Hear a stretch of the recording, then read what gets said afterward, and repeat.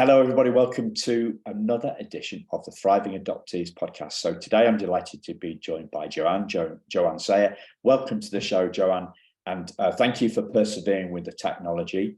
And we're here now. Brilliant, isn't it? Great to have you. Thank you, Sayre. Yeah. So today, I came up with this. I was looking through at my notes from our conversation a couple of months ago, Joanne, and what really leapt out to me is this central issue that as adoptees feel this or think or feel, or both maybe. The central challenge in our heads is the idea that I'm not good enough. And it seems to be the underpinning thought that's on so many of our minds. Right. Yeah. Yes, totally agree. Totally agree. So where do you think, where does this come from? Where do we pick it up? What's what's the answer to this this question? I don't know, take it where you want to go. You're a great lady. She's got a book out. We're going to talk about the book. You're a great wordsmith and an incredibly lovely human being. So take it where you want to go from there. I'm not good enough. Yeah, I'm not good enough. I think it stems from the thought of being left behind, that there must be something wrong with me, that I was not wanted.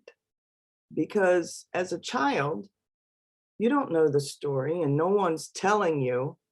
So you just automatically put it to yourself and think, oh, there must have been something wrong with me.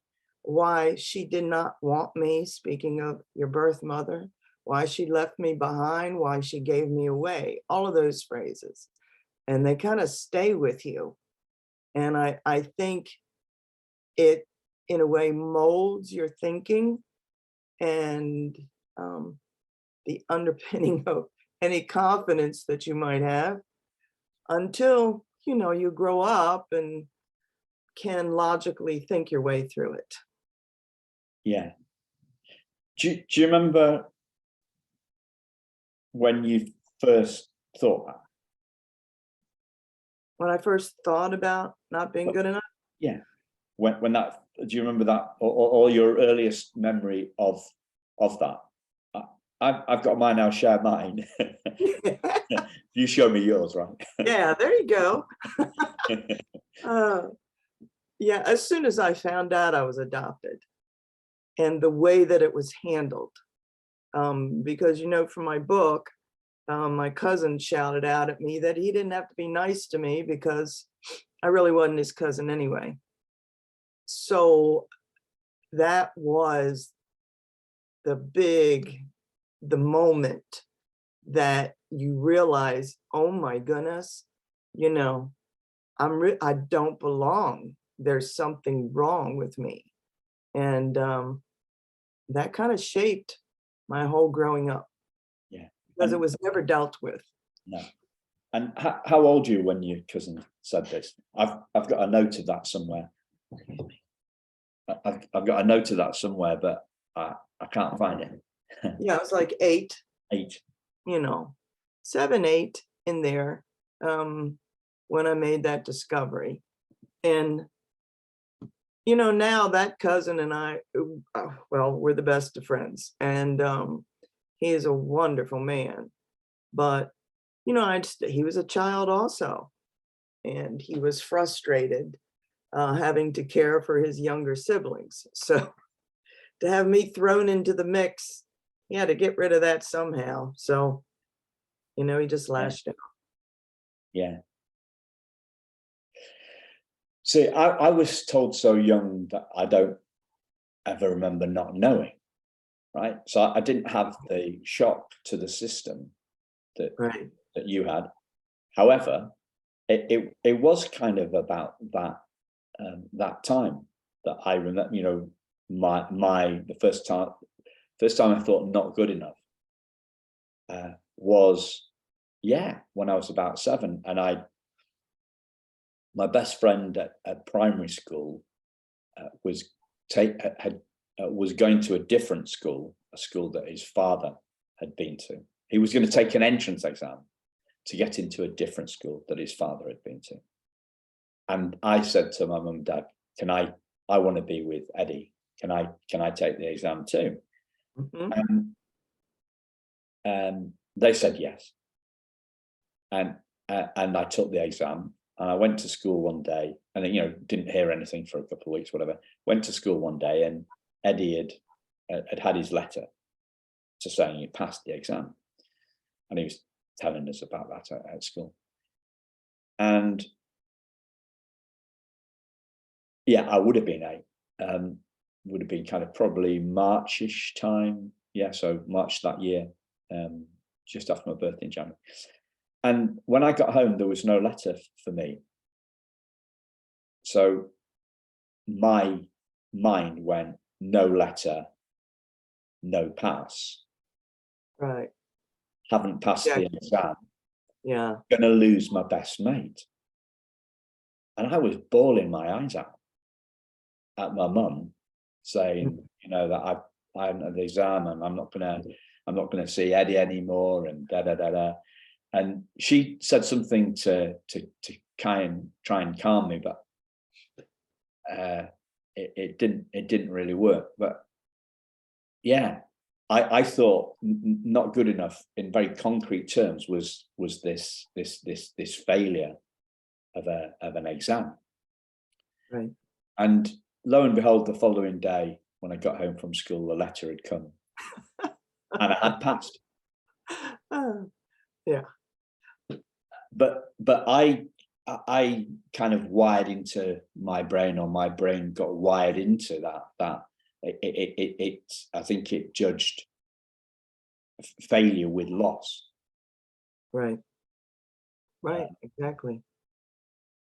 And scary. I was scared of losing this guy. So to what extent that's a reflection or not of losing my birth mum, who knows? I mean, psychiatrists have a field day surely with that, but whether they're right or not, who's ever going to know? They're so plausible, aren't they? Shrinks. Have you met many shrinks? No. Good. They're very plausible. Like, do you ever watch a legal drama and there's one lawyer arguing the case, and you think, oh, that sounds very plausible. And then the opposing side comes on. You think that's very plausible too. Right. You think, well, who's right? And these are bright people. Lawyers and shrinks are very bright people, so they can make anything.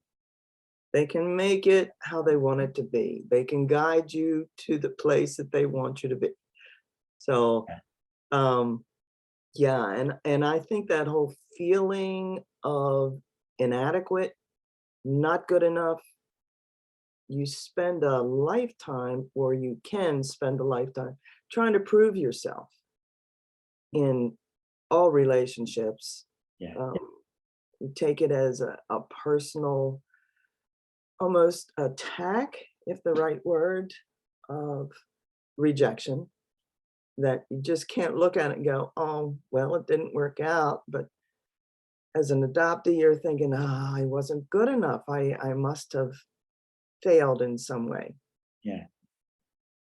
So when we get onto this sort of subject, when we, as in me and other adoptees, and adopted parents for that matter, I have a kind of like a standard approach to this, is because I've done all my healing work since 2009 with non-adoptees, and none of them think they're good enough either.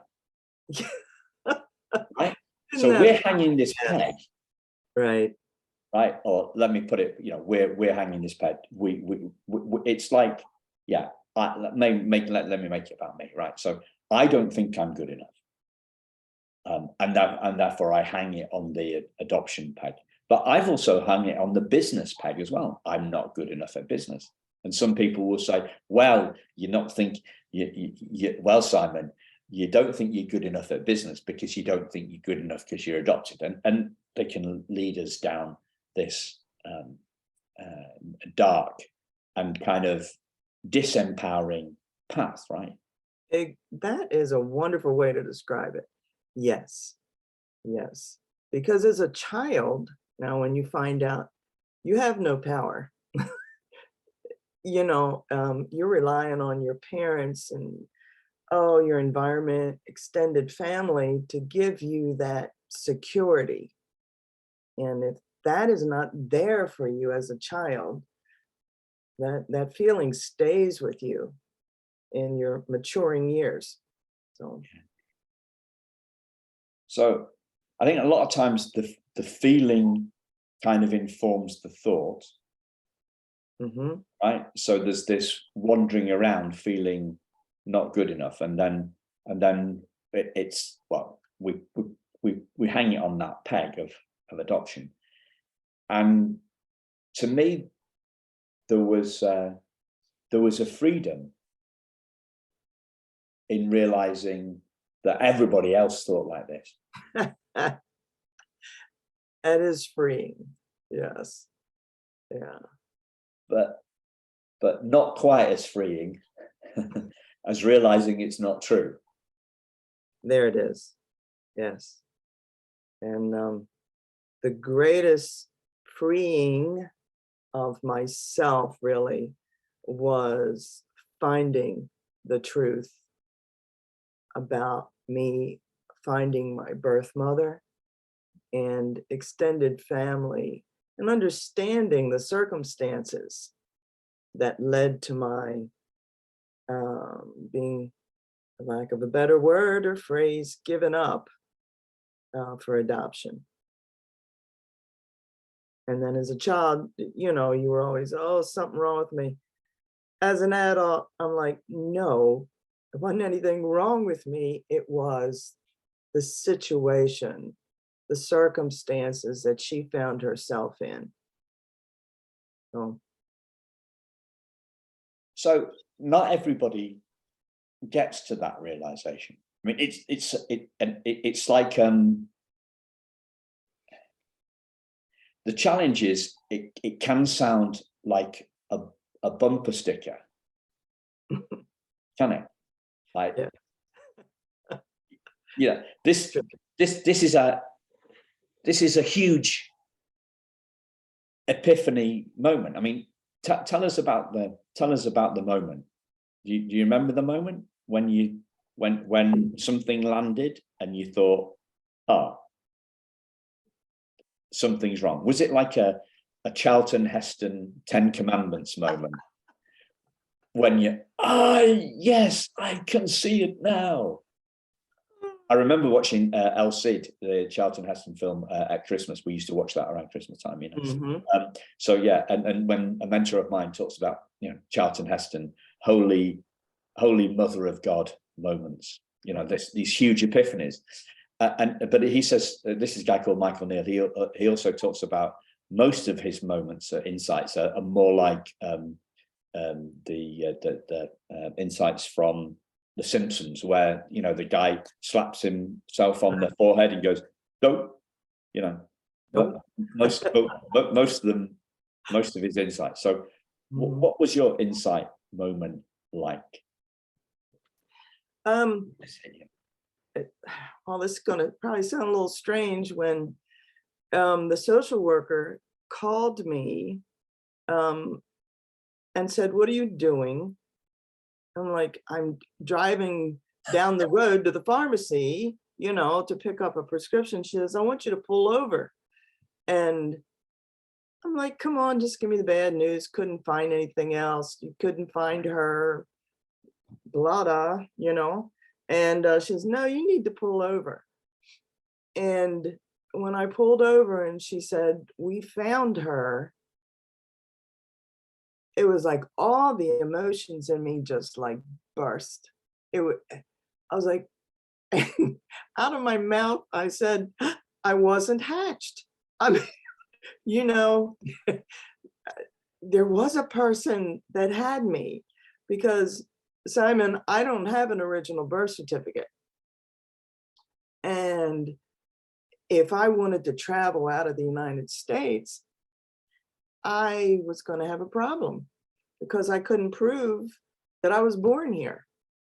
So we've since taken care of that, but that was something else that led to my feeling of rejection, because I wasn't even considered part of my own country, part of anything.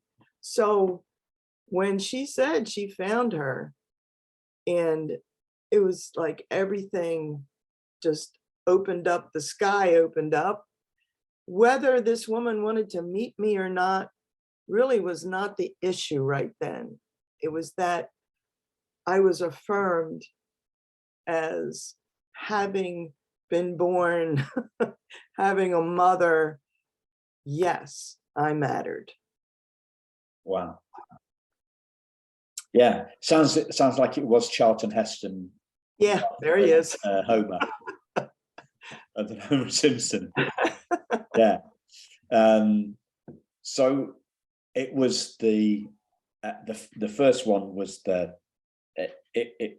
hatched. So it was the seeing the foundations, feeling the foundations. Correct. Not knowing whether not the fact that they were made of steel or wood, or I don't know, what else would you make foundations out of? Bricks. It wasn't the nature of the foundation. It was your whole grounding. Correct. So is that it was, so as I'm thinking about that, I'm going back to, I'm thinking about other metaphors and what happened, when you were 8, it was like somebody had pulled the rug from under your feet. And then when you had this call and had to pull over, the rug had been put back under. That's the best way to describe that. Yeah, it was, that foundation was back underneath of my feet. And I don't know that people that are, I call, outside of adoption could really understand that, but my whole being was shored up. Wow. And I don't know if you, because our minds play tricks on us, but I have to ask, right? So were the foundations firmer than they'd been before? Now? Presently? No.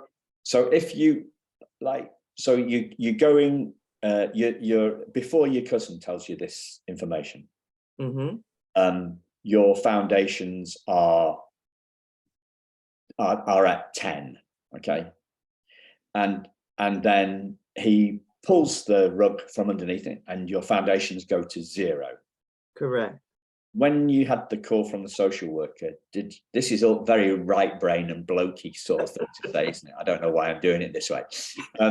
Did the foundations, did they go back to 10, or did they go to 15, or were they there at 7, or is this a stupid question? No, it's not a stupid question.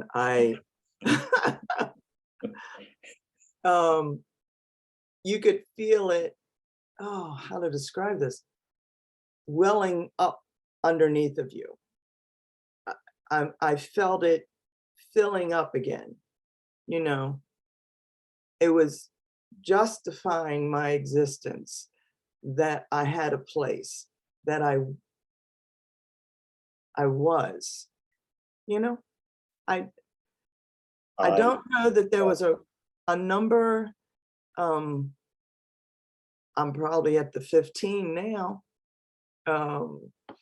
but I was at least at a 7, knowing that, wait, there was this woman who had me. Now, I've gone on to meet her, to meet siblings, half siblings.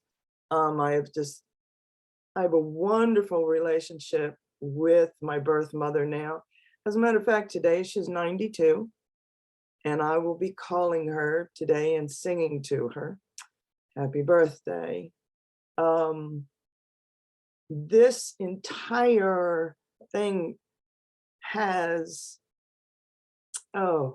relieved her of a burden of tremendous guilt. I can never make it like totally go away for her, but I call her mom and she calls me her baby, and it's like the salve has been put on everybody's life. What a poignant day to be doing it. I know. It's pretty awesome. It is. So did you listen? Did you see that the on Thanksgiving? So we're recording this on the Monday after Thanksgiving. And on Thanksgiving, I released a podcast with Cynthia and Suzanne, who are, birth mother and birth daughter, and it was they've been reunited, been in reunion for a year or so, and Thanksgiving was the first day that her and her two moms were going to be spending the day together. Oh my goodness. So I released, they told me that during the interview, so let's release this on Thanksgiving. So we did that. So yeah, it seemed to be having some poignant moments here in terms of the dates where everything. So yeah. So I'm going to go back. So it filled back up. It's filled back up and it's grown since then. So if it went from 10 out of 10, dropped down to 0, then went up to 7 out of 10, and now it's like 15 out of 10. Oh, wow. Yeah. Which kind of leads me left brain, logical, blokey type metaphor on this. But I think it's a it's a great introduction to the other, great segue into the other topic that you mentioned before we hit the record button, which was personal growth. So what does personal growth mean to you, Joanne? Personal growth, confidence, your whole being hard to describe. I'm not making excuses for myself. I am who I am, and I feel good about that. That's a Gloria Gaynor song, isn't it? Yeah. Yeah. I am. I am who I am. Yeah. Now then, but I don't like the next line. I am my own special creation, because that sounds like we're mindsetting it. It sounds like, we're affirming it. We're standing in front of mirrors. I am what I am. I am some sort of, but the I am that I am. Oh, we're onto a religious thing. I can't remember. Are you religious? Yes. Yeah. Okay. So have you heard that line? I am that I am. Have you heard that? Mm-hmm. Do you remember where that came from? Well, I'm not saying I'm the great I am, but I am who I believe I was made to be. Okay. No, I was going back. I was asking the religious question. So this is apparently what God said to Moses. I am that I am. Mm-hmm. When he saw the burning bush or something. I am that I am. Yes. This is the ultimate. This is the sacred way of talking about who we are. I am. And what am I being too esoteric here? Yeah. You can do whatever you want, Simon. Well, I'm just checking in. Checking in. I'm just checking in because I don't want to lose the listeners. So I'm kind of asking you if I'm losing you, because if I'm losing you, I'll probably lose listeners. No. Okay. I have a strong faith. I believe God has had his hand on my life. And when I look back, I can see the journey. I was not ready for everything that was has been revealed to me. I was not ready for that when I was 20. I was not ready when I was 25. I had to go through, it's like you have to grow into it. And he's helped me through my journey. I've told you before, was struck with a disease and I was blind, and I had a miraculous healing that I wasn't. Johns Hopkins Hospital gave me a 10% chance of ever seeing again. And I have great vision, many, many surgeries in my eyes, but I have great vision now. But all things, 40-year journey trying to find my birth mother or just answers to who I was. None of that was revealed until my adopted mother passed. Because of her, well, trying to be kind, but she was narcissistic and would have never, ever handled me finding my birth mother. And so a year had passed, and then the revelation of who my birth mother was and my history, that all came out. Yeah. I had something last week, following the religious vibe, and also what you've just shared there, is this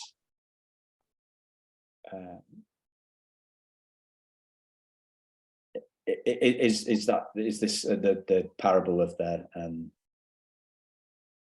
prodigal son. So can you see how that would fit to what you just said? Because you probably got a better explanation of it than I have. And it feels to me the theme matches. Does the theme match to you? Does that ring true to your experience? Not totally, Simon, because the prodigal son knew his father's love, and he turned his back. He just wanted to party and have a good time. And so he wanted what was coming, what was due him, and then take off and go enjoy, we'll say, life, until he realized it was the end of him. And when he was humbled, and he's like, oh my goodness, even even the animals belonging to my father eat better than I do. So he went back with humility and was embraced by the father and brought home. It was because of his behavior and his actions that he was brought down. I believe mine is a much different situation. Okay. I had a struggle in finding my way to finally get to that place where I needed to be ready to receive all the truth. Okay. And yeah. Okay. So probably why it doesn't quite gel is because my view of the story, or my understanding of the story, isn't as good as yours. So so I left it. So for me,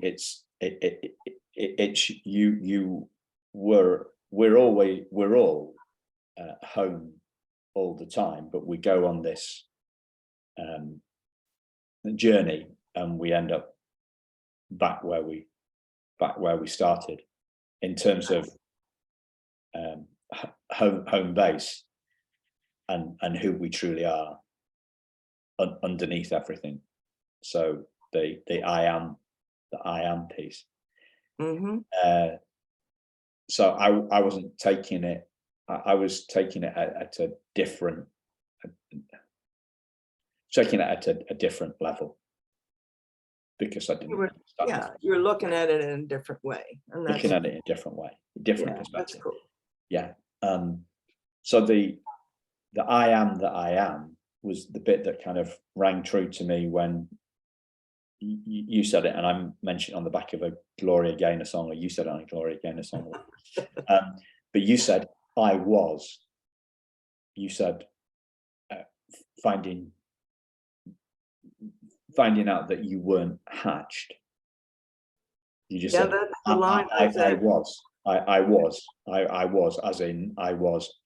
I am. I am that I am. Mm-hmm. Past tense. I was. It. You know. I was me. It was. I'm struggling here. Yeah, that's fine. Yeah, it just comes to the realization is I am the person that I was meant to be. And really, we're always that person. We just need to discover it and Yes. have the confidence. I've gained a great deal of confidence with the knowledge.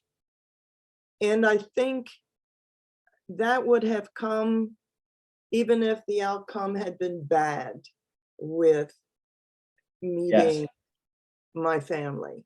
Um, Yeah. it's Interesting. just the truth. You need the truth. When my husband drove me down, because I was a mess. I was just a mess when I went to meet my birth mother at social services. And my social director person said to me, do not expect an Oprah moment. In other words, you meet and everything is la la la, unicorns and fairy dust. She said, there are mothers that walk in, shake your hand and say, have a good life, see ya. And I said, I just want to see with my eyes this person that gave me birth. Just let me see.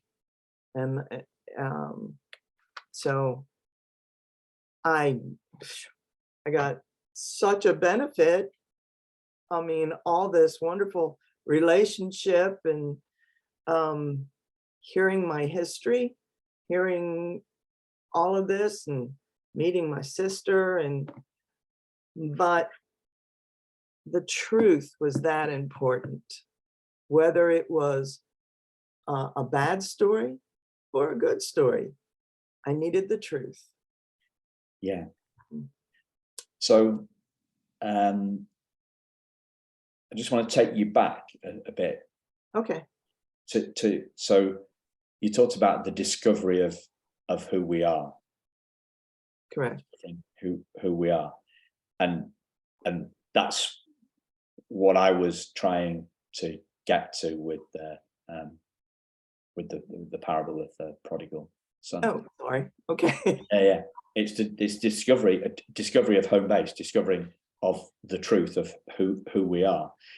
And you talked about confidence in our whole being, and and you also a couple of minutes ago, and you also talked about the outcome didn't matter. Correct.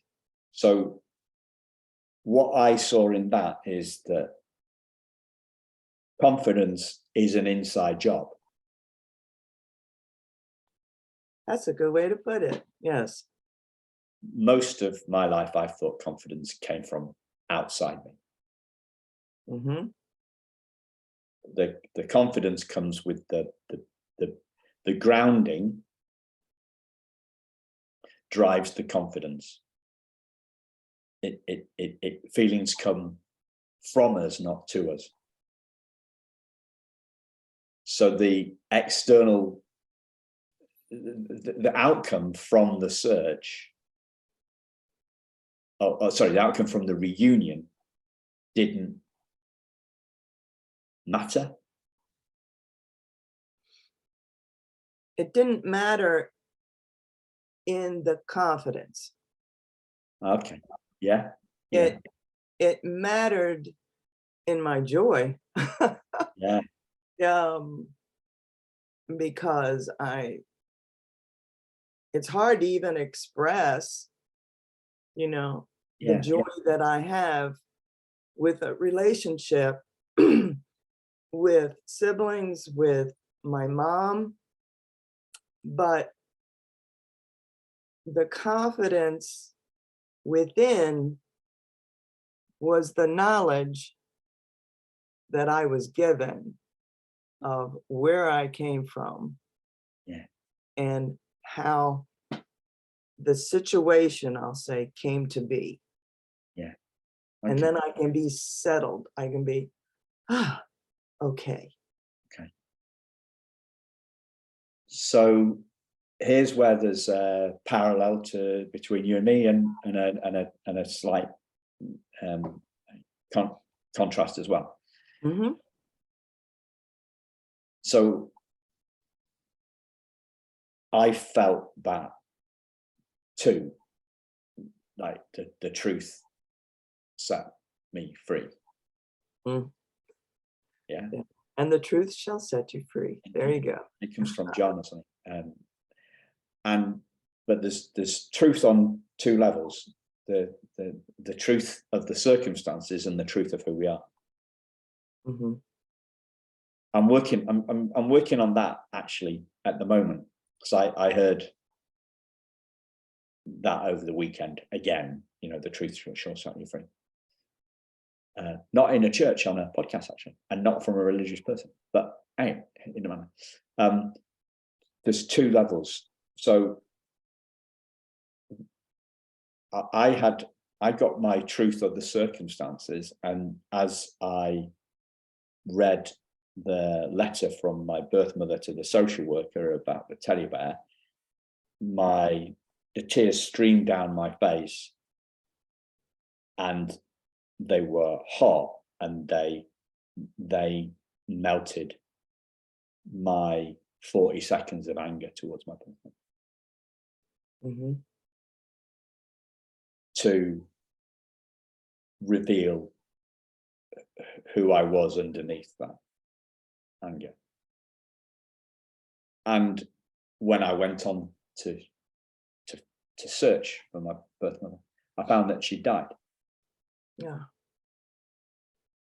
But that didn't stop my joy, because joy is an inside job like confidence. Yes, it is. Yes, it is.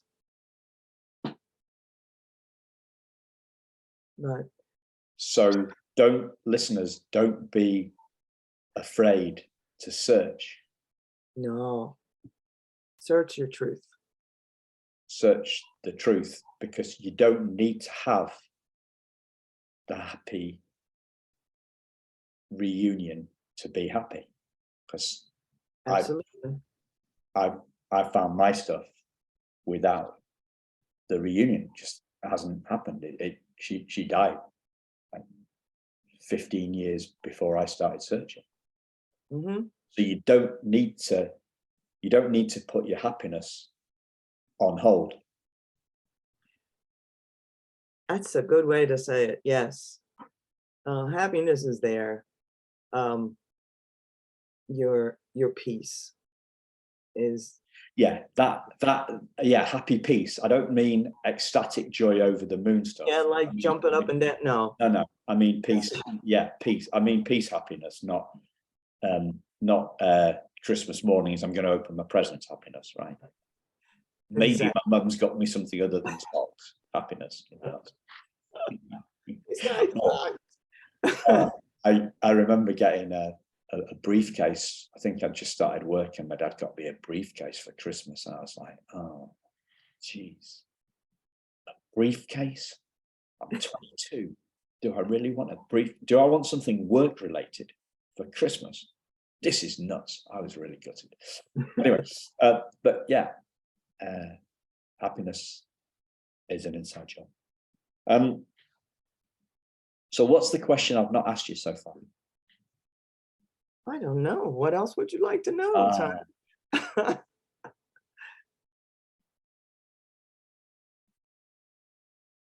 Um, you had asked me before about healing, and that has that's happened. Um, Can you share a healing moment or an insight that led you to healing, or what helped you heal, or answer that the question healing, however you way? no, the healing comes with the truth. If people will receive the truth, um, don't look at it to pick it all apart and go, I mean, I know an adoptee that the mother was a prostitute, and given up. That really doesn't matter. You, the healing comes from the truth of the situation. See, I think it's better to know the circumstances than to go through your life with a big question mark. Um, my entire life, um, I was pretty, well, it's just lied to, um, not even told the truth of where I was born. And my adopted mother knew and kind of threw me off the scent, I guess. She knew I started looking at 21. And so she kind of threw me off the scent. And all of those pieces, when they come together, it all settles down and you go, ah, there we go. Yeah. When I think of that, the little story that comes to my mind is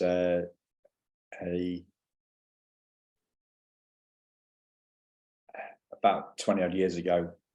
We'd had a late flight and got to we're going to Greece for a couple of weeks.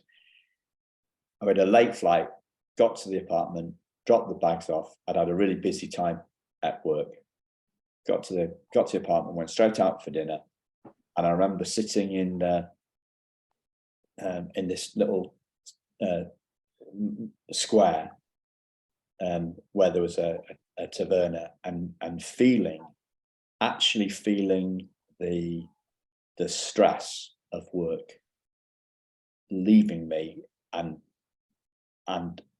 actually felt it viscerally coming off my shoulders. Mhm. And